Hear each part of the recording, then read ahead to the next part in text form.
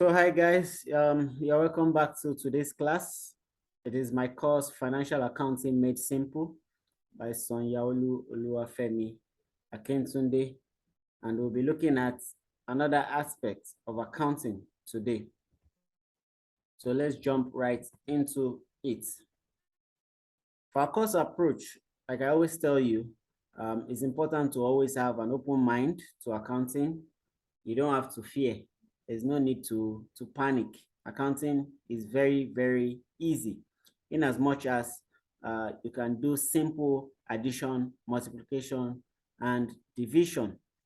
It can be very, very simple in as much as you can go to the market, buy a couple of items, and you know what to pay and what to expect back in form of your balance. Then you'll be able to do accounting. Also note that your seriousness and commitment to accounting is also very, very paramount. And that is what determines whether you will become a pro in accounting. So you have to practice, practice, practice, practice and fail. That is how success is born. So you have to practice. And they normally say that practice makes perfect. With that being said, let's jump right into it. Now, for our learning objective, I'm expecting that at the end of this class, at the end of this lecture, you'll be able to know the meaning of disposal of non-current assets. You'll be able to account for non-current asset disposal. And like we always do, at the end of this particular course, you would have assignments and examples that are going to help you or that will aid you in practicing whatever you have learned today. So accounting for the disposal of non-current assets. So in the last class, we talked about non-current assets, that these are assets that last beyond one accounting period of time. And we identified two major classes of non-current assets, which are the tangible and the intangible assets. Now, let us break the word disposal down.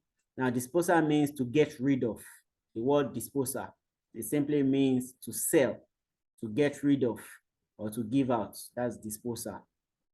So when we talk about disposal of a non-current asset, we are talking about a situation where you are giving out a non-current asset or you are putting off the non-current asset. You are selling off the non-current assets. So what is disposal of assets? Asset disposal is the removal of a non-current asset from the accounting books of a particular company, from the accounting records of a particular company. Now, this is quite important. Now, the reason why this is important is there are some times where the item or the asset may have been fully depreciated. That means that, you know, when you usually buy an asset, it has an economic useful life where the asset will be productive. And when that economic useful life is exhausted, it is possible that the asset may be tired, the asset may be weak, and as such, you want efficiency. So because of that, you may need to want to dispose of the asset. So one of the reasons why you may want to dispose the asset, maybe the asset has fully been depreciated, and the only option available is for you to try to sell off the asset. Another reason why you may want to dispose an asset is if the asset no longer serves the purpose for which it was bought. The asset is no longer needed. The asset is no longer valuable. So you may decide to sell off the asset. Another reason why you may decide to sell the asset is if the asset is sold off based on organizational policy. So it might be the policy of an organization that every 3 years we need to replace our assets. So regardless of whether or not the asset is still productive or whether the asset is still highly useful, that asset could still be sold as a result of organizational policy. So these are some of the reasons why an asset can be disposed. Now, There are other reasons, so I'll leave that to you to look for other reasons why an asset could be disposed. Another reason could be as a result of government policy. So you can look at other reasons why an asset could be sold or disposed of. Now let us look at ways in which we account for disposal. This is also very important, the accounting for disposal of assets. Now, when we sell off our assets, what are those things that we expect? When you sell an asset, you will receive cash. That is true. And that means you have to give out the asset to whoever that is purchasing the asset. So the first thing you do is, let us take it from step 1 to step 2, step 3, step 4, step 5, and step 6. Now, the first step is that the asset will be sold off. That means we have to transfer the asset from the asset account to our disposal account. We transfer the asset from our asset account to where? Our disposal account. Now, how do we do that? We debit our disposal account and credit our asset account. It's as simple as that. You debit your disposal account and credit the asset account. Now, why are we crediting asset account? Don't forget, the asset account is normally debited. The normal entry for an asset account is what? Debit. So if you want to remove the asset from its account, you have to what? Credit. So we credit our asset account, which could be motor vehicle, which could be building, which could be land, which could be whatever. You credit that account and debit your disposal account. Once that is done, the next thing will be to transfer our accumulated depreciation. So the accumulated depreciation on the asset would be calculated. You calculate the accumulated depreciation on the account. You debit your accumulated depreciation account and credit the disposal account. Now, the accumulated depreciation account is a normally credit account. So in order to reduce what is in the account, what do? You debit the account and we credit our disposal account. The third step is when we receive cash on disposal, we receive cash, debit the receiver, credit the giver. Once you receive cash, what do happen? We debit our cash account. And what do? We credit our disposal account. Debit the cash account and credit the disposal account. Then the last step would be to determine whether we have made a profit on disposal or whether we have made a loss on disposal. So at the end of the day, we will have to determine if we have made a gain on disposal or we have made a loss on disposal, and that will take us to step 5 and step 6. Now, if we have a debit difference, if in our disposal account it shows a debit difference, that means that we have made a profit on disposal. That is, if the account shows a difference in the debit side, that means we have made a profit on disposal. But if the account shows, if the difference is shown on the credit side, that means we have made a loss on disposal. Now, if we make a profit on disposal, how do we treat that? What do we need to do? We'll debit our disposal account and credit our P&L account. That's our profit and loss account. While if we made a loss on disposal, what do? We debit our P&L account and credit our disposal account. It's as simple as that. And the implication is to show a gain or loss on disposal. So let's look at this example. Sunlight Pharmaceutical Limited recently sold one of its heavy-duty drug making equipment for 7 million naira cash. At the end of the 16th year of use, the equipment originally cost 25 million and was depreciated using straight line method. There is no residual value and you have a useful life of 20 years. prepare the journal entry to show the depreciation, the disposal account rather, to show the disposal of equipment account. Now, what do we need to do? The first thing you need to do when you see this kind of question is to first of all calculate the depreciation charge per year. Now, you can remember in our depreciation class, in our depreciation course, we taught us how to calculate our depreciation. Now, in this particular case, the original cost of the asset is 25 million. The original cost of the asset is 25 million and is expected to last for 20 years. That is 25 divided by 20. That will give us the depreciation per year. That will give us the depreciation per year. That's 25 million divided by 20 years. That will give us the depreciation per year. Now, they told us that the asset was used for 16 years. So our depreciation per year multiplied by 16 would now give us the total accumulated depreciation for that particular 16 years. So in this particular case, our accumulated depreciation will be what? 20 million. Our accumulated depreciation will be 20 million. Now, so what do we do now? We have to pass our accounting entry. Since we have been asked to only open the disposal account, we may not need to worry about every other account. But what are the things we need to do? The first thing is we need to record our machine equipment. So what do? We debit our disposal account and credit machine equipment account. We credit machine equipment account and what? Debit disposal account. Now we have calculated the accumulated depreciation. Now that we have calculated the accumulated depreciation, what do? We debit our accumulated depreciation account and credit disposal account. That is what they have done. We debit our accumulated depreciation account and credit what? Disposal account.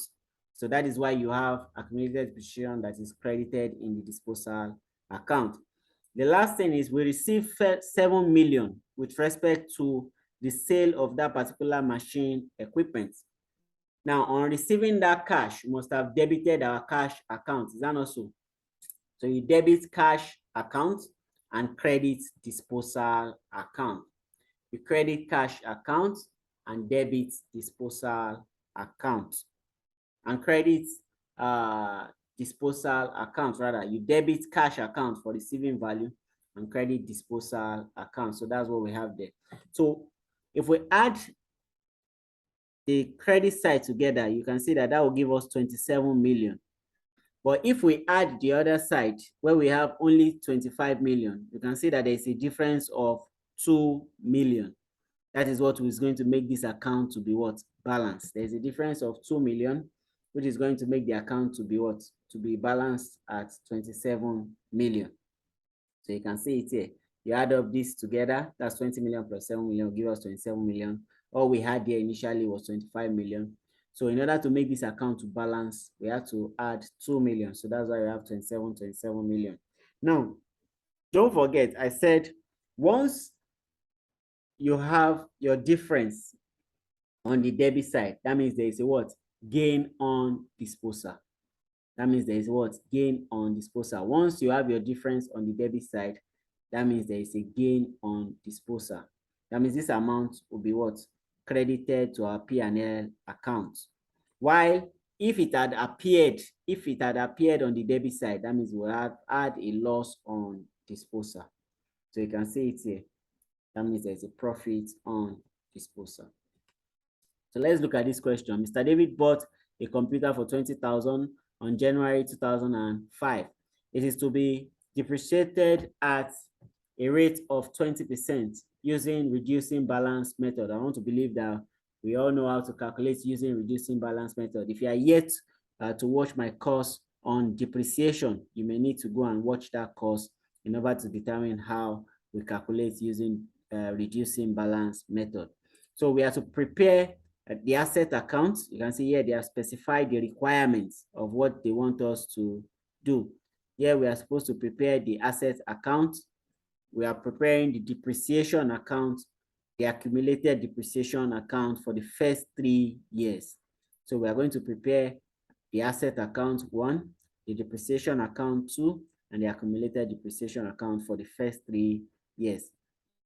Now, there's a B part to the question. The B part to the question says that if at the beginning of the 4th year, the asset was sold, if at the beginning of the 4th year, the asset was sold for 10,700, we are to prepare the disposal account, prepare the cash account extract, and also the gain or loss on disposal. So we have to determine if we are going to have a gain or loss on disposal. Very, very important. So you can see the calculations have been done here. I'm just going to run through the calculation. You can see it here. The computer account was bought in January 2005. So that means January 2005 as at 31st December 2005 is still at 20,000. On 1st January 2006, you have your balance brought forward. You can see there at the end of the year also of 2006, which was at 31st December 2006, you can see your 20,000. On 1st of 2007, you can see there the balance brought down was 20,000. And as at the last day of that particular year, the balance CD, balance carried down, was also 20,000. However, we're told that on the 1st of the 4th year, the asset was sold. So on the 1st of the 4th year, the asset was brought down for 20,000, but that same day, the asset was sold. That's why you see this date is showing 1/1/2008. That means on that date, the asset was sold for 20,000. And now, don't forget, I said once the asset is sold on this date, you transfer this amount where your disposal account. So you credit the computer account and debit where you can see it here. You debit your disposal account. Sorry about that.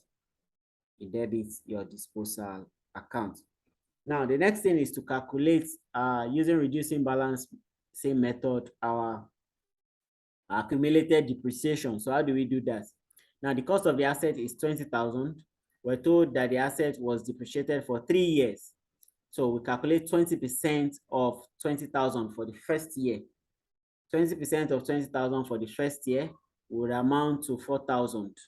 So if you deduct that from 20,000, you have a written down value of 16,000 for the second year. So because we are using reducing balance method is going to be 20% of the written down value. The written down value is 16,000.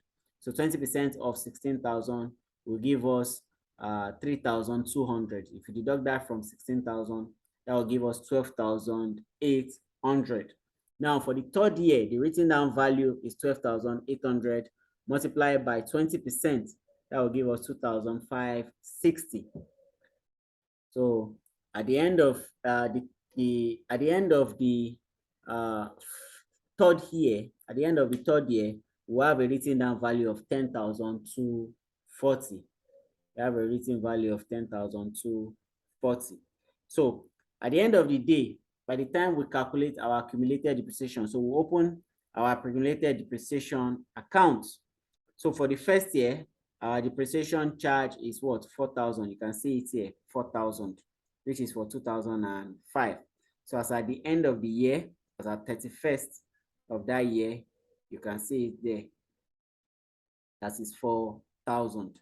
So that will be carried to the end of the year. Now for the beginning of the next year, the accumulated depreciation, as you can see it here, we'll have the depreciation for the previous year and this particular year. You add it together, that will give us 7,200. So as at the end of the year, that's as at the end of the second year, the accumulated depreciation is 7,200.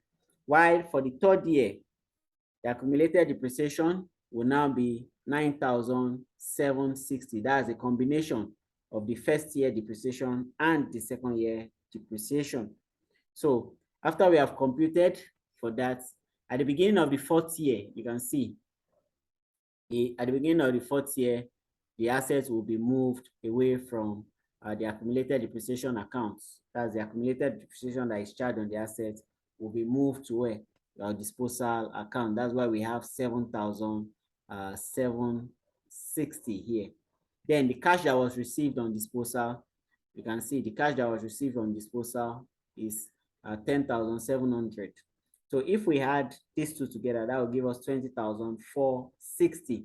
That means that we need here to be complete with what? 460. That's 20,000 plus 460 will give us 20,460. And I've told you that anytime that you have your balance appearing on the debit side, that means there is a what? Gain on disposal. That's why you see your statement of financial position, you are going to have what is called a gain on disposal account. This is 4,000. No, this is 460 naira. Uh, so we have our cash on disposal. Don't forget, you debit your cash account and credit your disposal account. I want to believe you understand everything I've said. It's very easy. If you did not get it at first hand, you can put it on replay until you try to figure it out. So you have your assignment as usual. You can use this to practice. I've put this here so that at least you can practice and try your hands on some of the questions here. So like I told you, I've had F9 in my account before. And when I tried reading it, I became better at it with constant practice. You can also do it. Nothing is difficult depending on the angle you are looking at it from. And failure is the ability to start again more intelligently. Mindset is what distinguishes the ordinary from extraordinary people. And numbers don't lie, it only shows pattern. If you study for 30 minutes every day, somebody that studies for 3 hours every day, of course, results will definitely show. So thanks for listening. If you have any questions, you can hook me up on any of my social media platforms. I'll be willing to assist you. So with that being said, I'll see you on the other side of the course. Thank you very much for listening.